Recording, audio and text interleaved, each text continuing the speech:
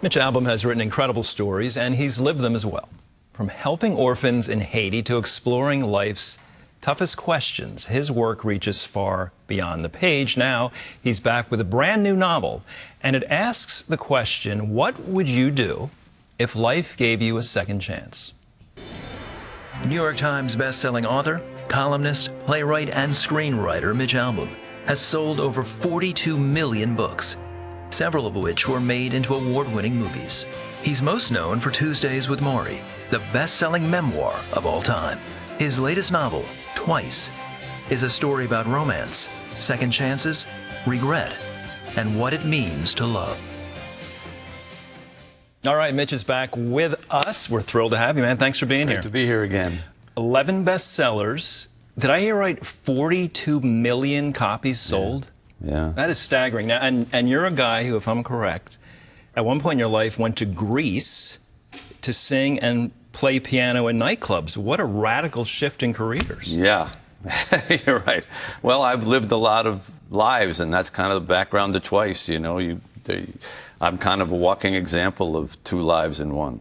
So a book like Twice, before it gets here, did this story originate more in the mind, or is it really birthed from the heart, or is it both? Well, ever since Tuesdays with Morrie, I've tried to write books that have the theme first and the plot second. So I try to come up with the theme and then create a story around it. So in this case, I wanted to write about the grass is always greener, because people are always talking about, if only I had done this.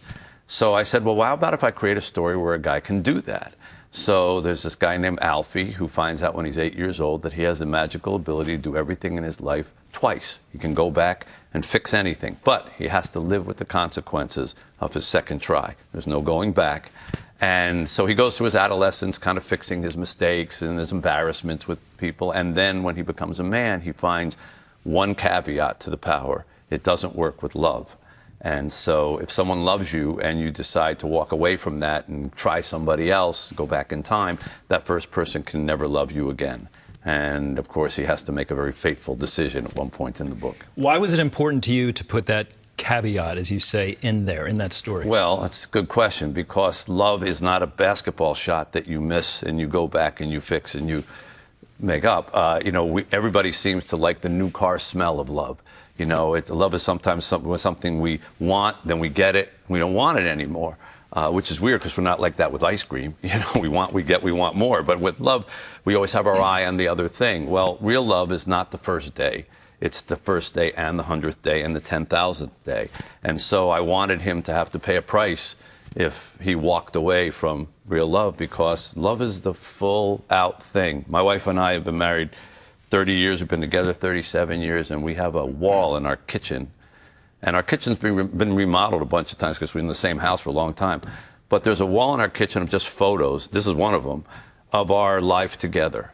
And there are times where she's probably not crazy about me, and there's never a time I'm not crazy about her, but sometimes you go to the wall and you're crazy about the wall, because that's the life that we've built. And that's what love is, and that's why I made him have to pay a price for giving it up. Something else your main character says about love that caught my attention and heart, okay? He said, the truth about true love, what we yearn for deep down, is a heart that will embrace us after we make a fool of ourselves. Really, really well put. Thank you. Yes, and my wife has done that with me many times over. Where's Mitch Albom in this novel? Where are you found? Well, I think all of my characters in my novels are flawed, and they need some redemption. And Alfie in this book needs that too. And certainly the adolescent mistakes that he makes, especially with girls, almost many of them are from my real life. But also realizing that you get second chances in your life and you need to understand what to do with them. Because I've been given that. You know, the first part of my life, I was just a real ambitious, go crazy sports writer, not really interested in helping other people. Then all of a sudden, I met an old college professor, and he was dying from Lou Gehrig's disease. I sat with him every week. I wrote a book to pay his medical bills, which was really the first nice thing I had done for somebody else in my life. And my whole life turned around. I mean, like, suddenly sports wasn't the big thing anymore. People were talking to me about their mother died from cancer, and we read Tuesdays with Morrie together. And I started hearing people's grief and hearing their stories, and starting to be more interested in faith and charities and things like that. So my life was this way one direction and this way another direction. So I know what twice is like, and so really the whole Twice story is me. Isn't it interesting too when you went out of your way to do something for someone else, your career, your life just Giving is living. Wow. And that's what Maury told me, and that's what I have found out. You're a storyteller, a renowned storyteller. At this point in your career, so many bestsellers, and I remember from our last conversation, I believe you told me there's never a shortage of ideas for you. Yeah. What's most important to you now in your career as a storyteller?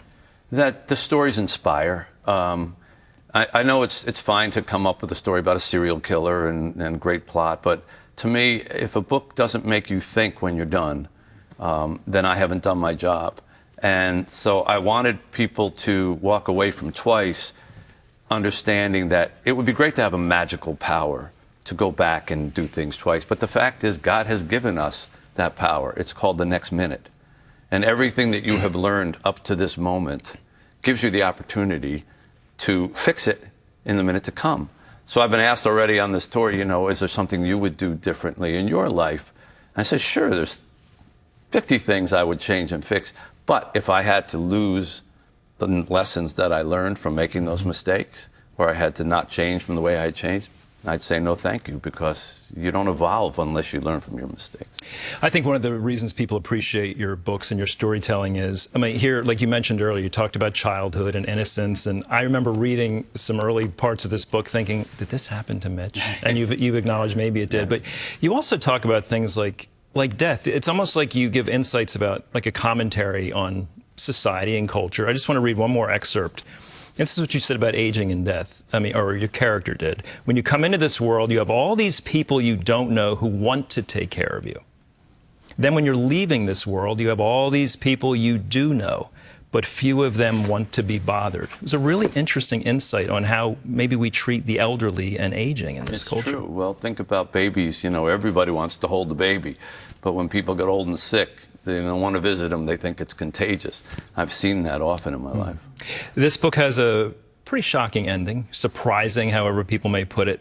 Now, in your writing process, how early on did you know how it would end? A lot of writers, I guess, say from the beginning. A lot of writers say you must know the end when you start. Do you agree with that? I have to. I have to sail towards an ending. Otherwise, my ship just goes back and forth in the water. But so I knew it from the beginning. And yeah, you have to. Don't read the last page first of this book, please. When you write, do you have like a wall with all the ideas, characters, charts, bubbles, or is it just it's all right here? No, I kind of just sort of let the ideas come to me and figure out what it is that I want to say as I go along. Yeah. How long's the book been out? 2 days. And it's already going to, am I right, it's going to be a Netflix film? Yeah, that happened. They bought it before it was finished. I wanted to say, don't you want to see kind of the final version of it? But yeah, trying to talk them out of it? No, they bought it. They gave it to a wonderful director named Paul Weitz. So yeah, it's going to be a Netflix film. But I do want to say, because we're on this program, and faith is very important to me, that God is in this book as well. There's a sentence where Alfie's grandmother and his mother say to him, he gets to see his mother's death. He's there for his mother's death. And that's what he misses it. He goes outside while to play, and then she dies, and he's so upset that he didn't see it, and that's what brings on this power. And he wakes up the next morning, and it's the day before, and he gets to get one last conversation with her. And he says to her, I don't want you to die again. And she says, I want, you want, and God does what God wants. And that is true, and I found that to be true, but I also found that God has given all of us second chance. First of all, the Bible is full of it. Jonah, and Moses, Peter, Paul, you name it, second chances. But in our life, we were given a second chance. My wife and I, we run an orphanage in Haiti, as you know, we've talked about it. We had a little girl who we adopted who had a brain tumor named Chica. I wrote a book about her. She passed away. I was very angry with God, I'll admit, when that happened. How could you take a little girl at 7 years old? But then as time passed, I realized the question wasn't about what was taken from us. The question should have been what was given to us. What did we do to deserve to have a little girl in our 50s? Suddenly we got to be parents again.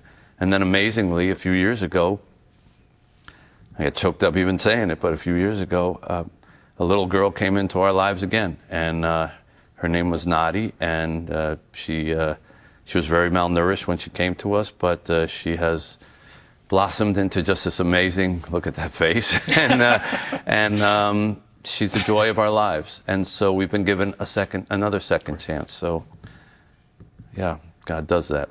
Beautiful, beautiful redemptive message. We appreciate you coming here on launch week, man. You're a busy guy flying all around. For you, Andrew, anything. Well, thank you. My pleasure. Thank you so much. And I'm glad you've updated us on your family, and great to have you And here. our kids in Haiti, too. Yeah. Thank you for caring about them. Yeah. Oh, we know it's precious to God's heart. You don't want to miss the latest book from the man that Time Magazine has called the Babe Ruth of popular literature. Twice by Mitch Albom is a story about love, second chances, and consequences. Good Morning America, by the way, just named it their book of the month for October. Be sure to pick up a copy wherever books are sold. Mitch, thank you, man. Oh, man, thanks.